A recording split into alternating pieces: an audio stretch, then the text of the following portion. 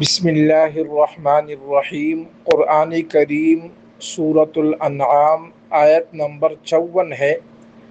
وَإِذَا جَاءَكَ الَّذِينَ يُؤْمِنُونَ بِآيَاتِنَا فَقُلْ سَلَامٌ عَلَيْكُمْ كَتَبَ رَبُّكُمْ عَلَى نَفْسِهِ الرَّحْمَةَ أَنَّهُ مَنْ عَمِلَ مِنْكُمْ سُوءًا بِجَهَالَةٍ ثُمَّ تَابَ مِنْ بَعْدِهِ وَأَصْلَحَ فَأَنَّهُ غَفُورٌ رَحِيمٌ۔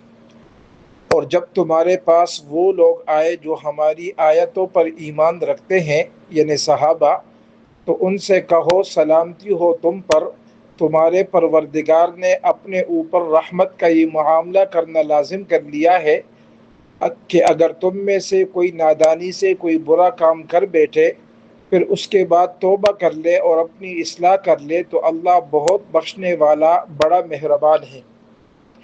اس آیت کریمہ میں یہ جو سلام علیکم کے الفاظ ہیں کہ نبی کریم علیہ السلام کو اللہ حکم دے رہے ہیں کہ صحابہ سے کہو کہ تم پر سلامتی ہو۔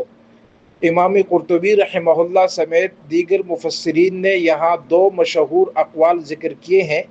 ایک یہ کہ اس سے مراد نبی کریم علیہ السلام کی طرف سے حضرات صحابہ کو سلام ہے، اور دوسرا قول یہ ہے کہ انہو کان من جہت اللہ تعالی، کہ یہ سلام اللہ کی طرف سے ہے، ای ابلغہم من السلام، کہ اللہ نے نبی علیہ السلام کو حکم دیا کہ صحابہ کو میری طرف سے سلام پہنچائیے۔